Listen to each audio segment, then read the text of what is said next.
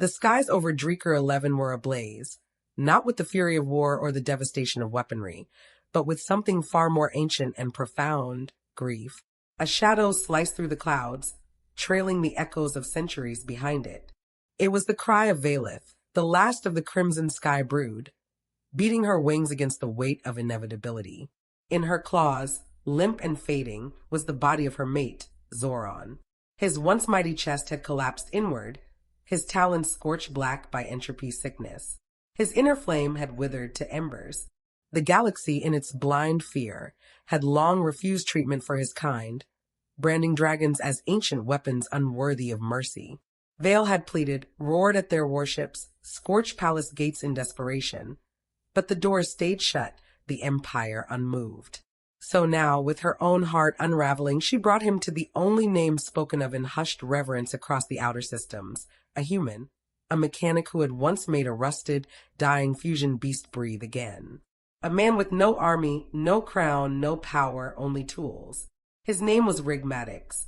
The landing cratered half his salvage yard, molten wind tearing through his tent canopy, scrap flung in every direction like confetti in a funeral storm. The earth cracked beneath Veilith's weight as she landed, bones trembling from strain, wings folding like shattered sails. She didn't roar, she didn't speak. She only laid Zoran's body gently on the ground and stared at the man beneath the hangar's scaffold, oil staining his sleeves, welding torch still flickering in his grip.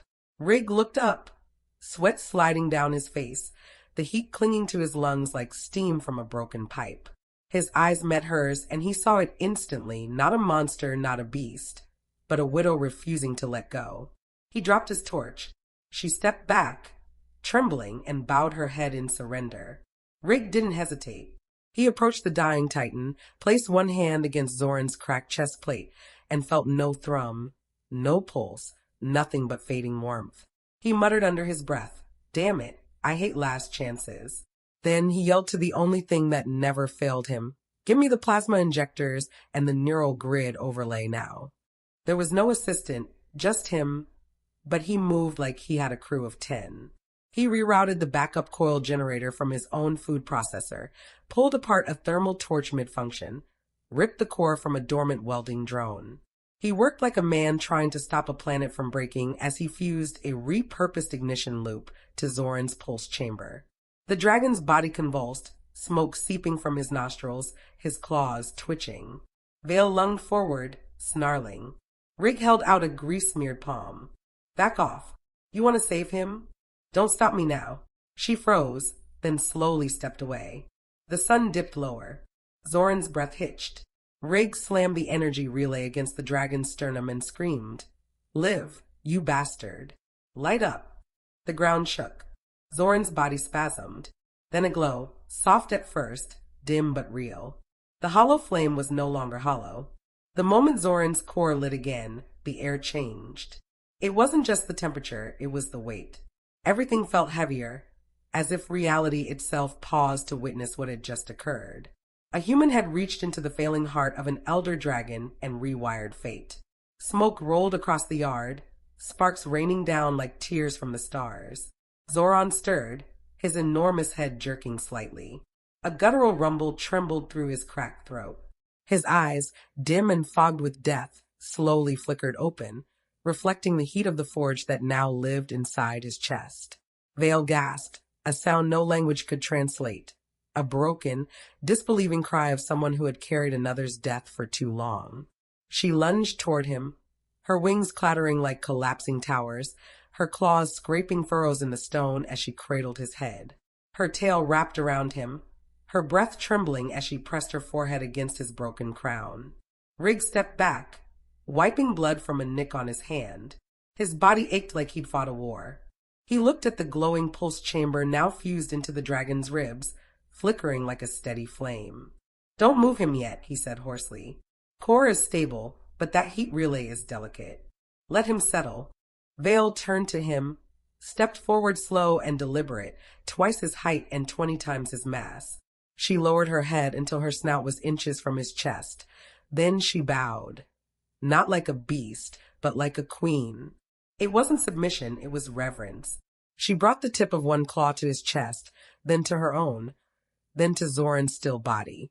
A silent pact, a triad forged in desperation, in fire and in hope. And then she did something no one in the galaxy had seen in centuries. She spoke in the old tongue. You are kin now. Rig blinked. That mean you're not going to eat me? Veil's eyes glimmered. She lowered herself beside him, folded her wings, and lay still. Zoran shifted again, his breath labored but steady. He turned his head toward the human and, with a voice made of dust and embers, rasped. I remember pain, then fire, then you. Rig nodded. Yeah, that last part was me. Zoran closed his eyes, exhaling. A low, distant hum echoed across the canyon. The mating call of a sky brood revived. Veil answered it, not with a roar, but with a long, rumbling purr. Rig sat down hard on a crate and muttered, What the hell did I just marry into? High above them, orbiting satellites caught the energy spike. Empire intelligence agents stared at the readings in horror. Sir, the dragons are awakening. They came in the night. First, it was a silent ripple in the air, too faint for sensors but deep enough for instincts. Then came the hum of displaced wind, the faint glint of wings slicing through the atmosphere.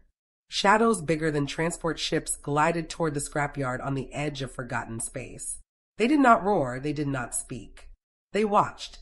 Dragons, some ancient, some young, all hidden for ages, descended onto the black cliffs surrounding Rig Maddox's forge like ghosts awakening from myth. Most had not seen their kind in a century. Some had been hiding in shattered moons, others imprisoned in imperial vaults, still others long believed extinct. Yet here they were, circling above a ragged human yard reeking of steel and plasma and smoke, because a single signal had whispered through their blood. One of us lives again. Rig stood by the outer fuel tanks, squinting up into the night with a spanner in one hand and a half-finished thermos of calf in the other. He had just finished welding a heat sink to stabilize Zoran's flame core when the wind shifted and the ground began to rumble. Not from one dragon, but many. He didn't panic. He didn't even run. He took a sip and muttered, Right, this is totally normal. Veil rose behind him, spreading her wings wide in greeting. Not dominance, not threat, but something ceremonial. Her eyes burned with warning. He is mine, they said, not owned, not possessed, chosen. The dragons landed like fallen continents, their wings folding into themselves as they slithered closer to the forge. Some eyed Zoran's rebuilt body with disbelief. Others sniffed cautiously around Rig, confused by the scent of oil, fire, and fearlessness. Zoran, still healing, lifted his head and growled once, deep, regal, protective. The dragons bowed, not to him, but to the man sitting beside him, polishing his rebuilt fong plate with a wire brush. Rig stood slowly, looked at the gathering 7 dragons now with more circling the crater's rim, and ran a hand through his hair. Let me guess, he said, you heard the big guy was back online and came to investigate. A green-scaled elder stepped forward, eyes narrowed, voice barely a whisper across ancient air. You fixed his core with no flame of your own. Rig shrugged. Had to. The elder blinked. You are strange. Rig smirked. You've been talking to Veil. More dragons came from orbit, from subterranean networks, from memory itself. They did not bow to fire. They bowed to him because he had done the unthinkable, not by force, but by refusal to let go. By week's end, there were 19 dragons nestled in the basin, each one circling the forge, watching Rig work, offering old bones and scavenged relics in exchange for parts, warmth, understanding. He never asked why they came. He just built benches, widened the flame pits, and doubled the subtalk. By now, the galaxy was watching. The viral footage of Veil curling around Rig, while Zoran spoke his first words post-resurrection, had shattered data channels, drawing billions of views and an even greater number of questions. The most popular thread across Galactic social networks read, Why does the last of the dragons purr like a cat when the human scratches his chin? The Empire's answer came in silence. A ship, black-cloaked and sanctioned by the Ministry of Suppression, dispatched from the core with a simple mission: recover the mechanic or erase the problem. They underestimated one thing. The dragons were no longer running. They were home. The Imperial Wraith-class cruiser dropped out of orbit, cloaked, silent and confident. Its payload was small, 12 units of elite kinetic troopers and one biosuppressor meant to stun anything with a pulse. It wasn't a military raid, it was an eraser. Rig was asleep in his sea, behind the forge, legs dangling over the edge, work gloves still on. Zoran woke first. His flame core detected the drop in atmospheric pressure, the subtle charge of an energy cannon spooling beyond the clouds. He didn't roar, he didn't scream.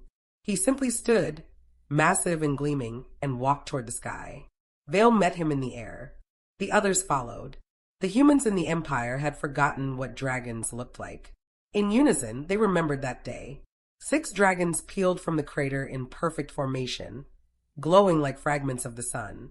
They flanked the Wraith cruiser with such force that the ship's internal sensors failed to categorize them. Their wings shredded clouds. Their eyes burned brighter than the ship's forward beams. Inside, the commander issued a single command: fire the suppressor. The ship never got the chance. Zoran opened his jaws and released a breath not of fire, but of light. It wasn't an attack, it was a signal. The dragons behind him echoed it, their throats lighting in sequence, creating a pulse that cracked the sky open. The ship shuddered, its power grid collapsed. The hull began to melt from pressure and vibration alone. Down below, Rig woke to find Veilith's shadow blanketing his forge, wings outstretched over the crater's edge like a cathedral roof. He stepped outside, barefoot, looked up and saw the ship descending in a slow spiral of smoke and terror. "Is that Empire tech?" he asked. A golden dragon landed beside him, voice like smooth stone. It was. The ship crashed not in flame, but in silence, as if the universe had simply denied it further existence. From the wreckage, the crew emerged, staggering, weaponless, coughing, and found themselves surrounded by dragons, not roaring, not burning, just watching.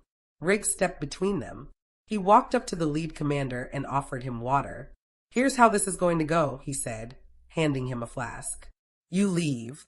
You report back. You tell your superiors that the dragons aren't property. They're not prey, and they're not afraid anymore." The commander was too stunned to speak. Rig leaned closer. "And while you're at it, tell him this forge is open to anyone who's broken, but you try to chain one of them again, and next time they won't purr." By sundown, the Empire ship was gone, limping through the atmosphere, engines sputtering like the dying lungs of an old beast. That night, the dragons feasted. Zoran sat beside Rig, his tail curled gently around the human's seat. Veil pressed her snout to Rig's shoulder and rumbled in contentment. "You've made a den of giants, human," Zoran murmured. "And they are yours now." Rig tilted his head, spoon halfway to his mouth. "Yeah," he said. "Then someone else can do the dishes." Laughter echoed across the yard, the sound of a new age where sparks no longer met war, and one mechanic held the loyalty of beings older than history. By the 7th day after the Wraith ship's failure, the Galactic media no longer called it an anomaly. They called it a shift. Entire networks had rerouted their feeds to orbit over Rig Maddox's scrapyard-turned-dragon sanctuary, capturing impossible scenes that rewrote every narrative the Empire had tried to maintain. Dragons, once the myth-stained monsters of Imperial propaganda, were now seen napping beside solar collectors, hatchlings tumbling over repurposed cargo holds like children on a playground. Zoran, now standing tall and restored with polished black-plated core armor, assisted Rig with rigging up geothermal stabilizers for the western ridge. Veil, regal and ever-present, perched above the yard like a watchful sky mother. And Rig, forever in his sleeveless, oil-streaked tunic and thermal boots, remained the eye of the storm. He didn't make speeches, he didn't give interviews, he didn't even bother shaving. He fixed things: broken engines, shattered wings, misaligned plasma chambers, shattered trust. The dragons brought him offerings, tech parts from ancient derelicts, precious stones the size of small cars, unhatched eggs from exiled dens. And every time he accepted them, the same way, with a nod and a fresh pot of soup. But the Empire couldn't stay silent forever. When diplomacy came, it didn't wear armor, it wore silk. A sleek white diplomatic cruiser touched down in the dry bed, just beyond the sanctuary. Its landing was graceful, its insignia stripped of rank, just a white banner with a single ember on it, flickering in holographic loop. The woman who stepped out walked without guards.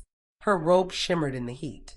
Her name was Caradren, High Mediator of the Galactic Concord, envoy of a crumbling throne. She didn't bow to Rig, but she bowed to Veil. Then, without waiting to be asked, she knelt before Zoran. The dragons did not blink. Rig set down his pliers and walked over, brow furrowed. "Let me guess," he said. "Now they want peace." Ka stood slowly. "Now they need it." She handed him a compact crystalline data decacore, glowing faintly with blue light, an official imperial decree, drafted that morning, authored by the Empress herself. Rig narrowed his eyes. "She's offering a truce, complete recognition of dragon sovereignty, a place in the Conqueror's new council with you listed as ambassador." Zoran's eyes flicked toward him. Rig snorted. "Ambassador? You ever seen me talk to people who wear shoes without laces?" "The galaxy's changing," Mr. Maddox, Ka said, "and your forge seems to be leading it." He looked down at the core, then at her, then at the dozens of dragons lounging in his yard, content in ways few beings had ever seen them. "You all saw a threat," he said, "but me? I saw a job." Kara's voice was quiet, "And that's what made them choose you. You didn't respond immediately." He looked up toward Veil, who watched the exchange with patient stillness, then to Zoran, whose molten gaze reflected something deeper than pride, trust. "I'll sign nothing," Rig finally said. "But if the Empress wants a new future, she can come down here herself, sit by this fire, look Zoran in the eyes. And if she doesn't, then she doesn't deserve it."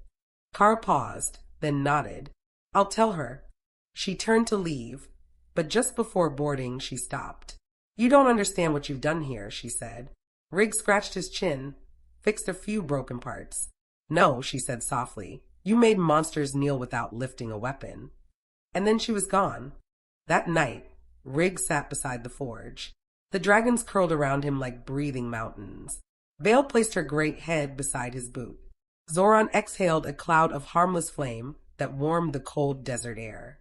Rig looked at the stars, still spinning despite it all. "I don't want to be a symbol," he said aloud. Veil responded without words, eyes closed, breath even. But somewhere in the distance, another roar echoed back, one not of rage, but of arrival. The next morning, something changed. Rig didn't notice it immediately. He was halfway through calibrating a sonic regulator for a one-winged drake when he heard it, a sound too high for machines, too ancient for sensors. It wasn't a screech, it wasn't a rumble, it was singing. Low, melodic, rhythmic, like a deep breath pulsing through cords of stone and fire. Dragons across the yard stopped moving. Even Zoran froze mid-step. Veil's wings snapped open in full span, her eyes locking on the far ridge where a shallow cave yawned open beneath a blackened arch of stone. Rig followed their gaze. The dragons began to move, not with fear, but with reverence. He followed them through dust, across broken ground, until he stood before the mouth of the cave where heat shimmered like candlelight across the stone. Inside, nestled among layers of fossilized crystal and ironwood, lay eggs, dozens, hundreds, of all sizes, hues, and lineages. Some were marked by ancient bloodlines long thought extinct. Some glowed with energy the Empire had declared biologically impossible. In the center of the chamber, 3 eggs were larger than any others. Veil stepped into the cavern. Zoran followed. Rig remained at the edge, struck still. "This isn't a sanctuary," he breathed. "This is." "Home," Zoran's voice answered. Veil approached the central clutch, exhaled gently across the largest egg, and placed one talon against its surface. A crack appeared, tiny but clear. The egg moved. Rig's heart dropped into his boots. "Is this safe?" he asked, whispering. Zoran grinned. Was birth ever safe? And then came a sound he would never forget, soft, weak, and bright. A chirp, a cry, a beginning. The egg hatched, and the first dragon born of trust, of fire, and of forgiveness stepped into the new world. It saw Rig and stumbled toward him. Veil did not stop it. Zoran did not warn. The hatchling pressed its nose into the mechanic's chest, glowing faintly, and purred. The other eggs began to stir. Somewhere far above, in orbit, a dozen Imperial warships turned away, silent, unseen, defeated by birth itself. Rig sat down in the dust. The baby dragon climbed into his lap, coiling like a sleepy serpent across his shoulders. He looked at Veil, whose expression held something close to awe, then at Zoran, whose nod was slow and deep, and then to the stars. I guess I'd better expand the forge. The Empress of the Galactic Core, Alvara Solis I, had ruled for nearly half a century. In all that time, she had never once stepped foot on a frontier world. She ruled from orbit, through glass, through distance, through precision. Every planet she'd annexed had been conquered via negotiation or fear. Her face was delivered in hologram. Her voice was shaped by algorithm. She was power without contact, royalty without dirt under her boots. But for the first time in her life, Alvara descended not in a fleet, not with a parade, but in a single shuttle, unarmed, unguarded. She landed on Vauren's outer rim under the shadow of a thunderstorm that never broke. The sky was bruised with the weight of expectation. Dragons watched from the cliffs, breath held, flames coiled in their throats. The Empress wore no crown, only a thin black tunic, boots worn smooth at the heels, and a cloak of white dust from the landing zone. She did not announce herself. She walked alone toward a scrapyard glowing with firelight, built not of marble or crystal, but of bones, steel, and trust. Rig was at the forge, as always, welding a brace for one of the younger drakes whose wing joint had calcified in the wrong direction. Cinder, nearly triple in size now, snoozed at his feet like a heat-seeking cat. Veil curled beneath the tallest stack of fusion coils, head lowered, but alert. Zoran stood above, massive and motionless, as though carved from volcanic stone. Then the dragons parted, one by one, until the Empress stood face to face with the mechanic. They regarded each other in silence. No guards, no preamble. Just oil-stained flesh and sovereign steel meeting in the heart of something neither fully understood. "You came," Rig said. "I had to," she replied. "The Empire is already changing around you. It was time I caught up." "You're not what I expected," he said. "I'm not here to impress you," she said. "I'm busy."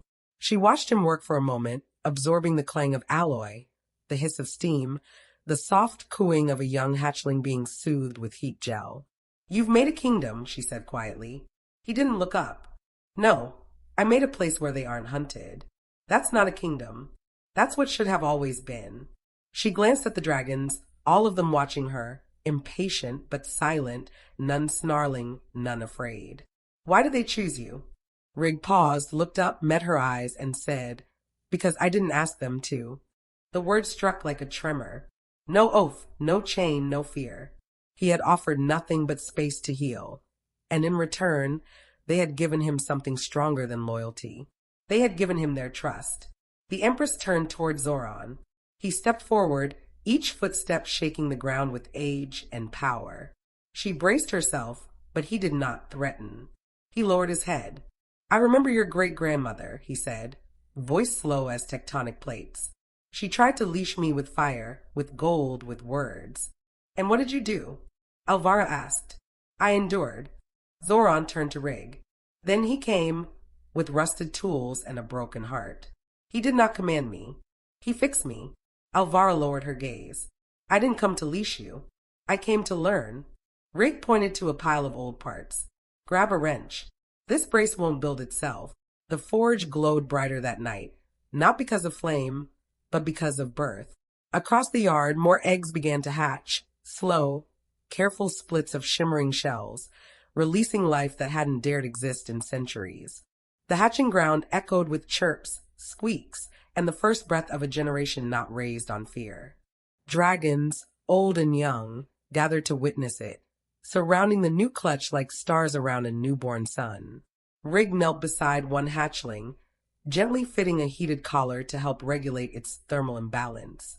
The tiny creature chirped and curled around his arm like a vine of living fire.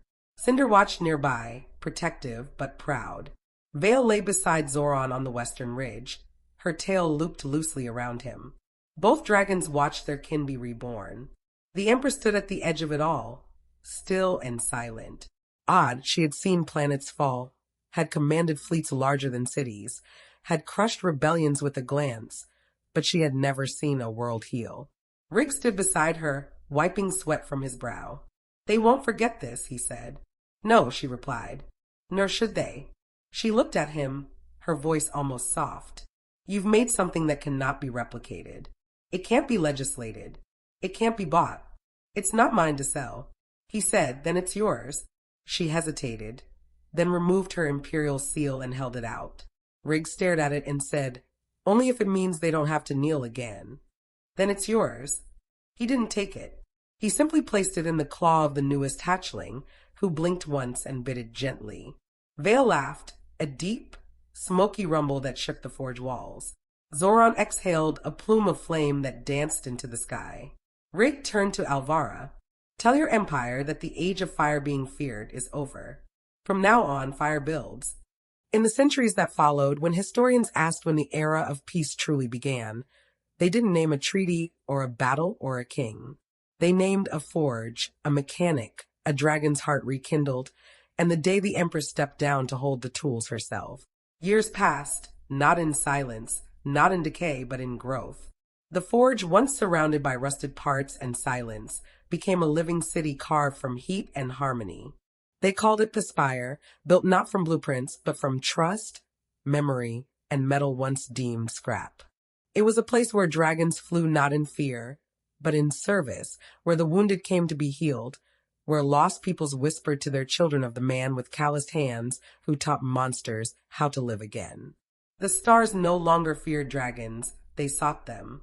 Across dozens of sectors, newborn colonies began requesting emissaries from Pespire. Not soldiers, not guards, but teachers. A red-scaled drake named Vaughn taught mining crews how to hear seismic rumbles before collapse. A young frostwing named Celine cooled reactors when coolant systems failed. Even Cinder, grown large and wily, was now an apprentice mechanic himself, carrying packs of plasma tools across jagged terrain and racing delivery drones for fun. Rig became legend without trying, still wearing the same damn boots, still with grease on his chin and a voice rough from too many late nights. He refused titles, turned down a dozen attempts to name him Warden of Unity or Dragon Father. He fixed what broke, taught what he knew, and when asked why the dragons loved him, he simply said, I never told them what to be. I just gave them the space to remember. But peace, like all things, was not eternal. One day, a signal reached Pespire not from the Empire, but from beyond the mapped stars. A colony world on the edge of nothingness, Hizera 5, once deemed uninhabitable, had just called for help. Their core was collapsing. The planet's crust was fracturing. Life support was failing. 200,000 lives hung in the balance. No warp response from the core, no fleets in range, just the sound of breaking rock and a single message broadcast across emergency relays. We need a miracle. Veil came to Rig in the quiet just after midnight. Her breath steamed in the cold night. Her eyes held sorrow and knowledge. You heard, she said. Yeah, Rig murmured. And I already packed. Zoran landed beside them, his wings folding like ancient curtains. No one else will reach them in time. No, Rig said. But I can. He tightened his tool belt, sealed his coat, and glanced back at the forge, still glowing, still alive. I'll take the ash breaker. She's fast enough. The ash breaker is half melted, Veil warned. Rig grinned. So was Zoran once. Cinder emerged from the shadows, eyes wide. I'm going too. No, Rig said gently. You're needed here. But you carry the fire now. Don't let it die. He touched the young dragon's snout, then turned to Veil and Zoran. I'm not asking. They said nothing, but when Rig entered the launch bay, the ashbreaker's engine already pulsed with molten life. He found both dragons already waiting inside. Zoran took the helm. Veil sat behind, tail coiled around the primary reactor. Did you think, she said softly, we would let you face the dark alone? Rig didn't answer. He just sat down between them and smiled. They reached Hizera 5 in 27 hours. The planet was splitting like an egg under too much pressure. Lava fountains speared skyward. Tectonic plates crumbled into ash. The colony was already half buried. The atmosphere was poisoned with particulate dust. Engines failed. Lifters exploded. People ran in all directions, begging the void for something, anything, to save them. And then they saw it, a jagged, flame-wreathed ship breaching the clouds like a comet of vengeance, wings of shadow and crimson erupting from either side. Zoran and Veil, and in the middle, in a cracked launch seat, stood a man in a blackened coat, holding a datapad, pointing with his free hand, as if he just arrived to fix a broken radiator. "Get your evac units online." Rig shouted over the comms. "Start venting thermal loads. I'm sending you new core paths now." No, now, he spoke in code and numbers, but every line held hope. Zoran and Veil dove into fire again and again, lifting escape pods in their claws, breathing controlled flame to melt debris out of the way. Rig rerouted energy between grid nodes with makeshift coils and raw will. When the primary reactor failed, he jump-started it using the core amplifier in his chest. Rig nearly burned himself alive. One by one, the colonists escaped. Ships launched, engines roared, and the world crumbled behind them. Rig stayed until the last pod cleared orbit. He stood in the open bay, wind tearing at his coat, plasma heat warping the ground beneath him. He looked to the sky and saw nothing but ash. His comms crackled. It was Cinder's voice. "Where are you?" Rig smiled faintly. "Home, kid. Wherever you are." Then a roar. A great shape carved from gold and black streaked across the sky. Veil and Zoran. They hadn't left. They descended like a prophecy, talons outstretched, and caught the ash breaker as the final platform collapsed beneath it. They flew together through fire, through ruin, until stars swallowed them again. Behind them a world died, but its people lived. They returned to Perspire as heroes, but Rig never let it change him. He added new blueprints to his forge, thermal lifter, scalable core igniters, reinforced hatchling wings. He named one of the new towers Hara's Hope. And when people asked if he feared the fire, he only said, "I don't fear it. I work with it." That's the difference. And somewhere on the edge of the forge, a baby dragon hatched, eyes wide, scales silver, flame burning steady. Its first word was Rig, and the stars burned just a little warmer.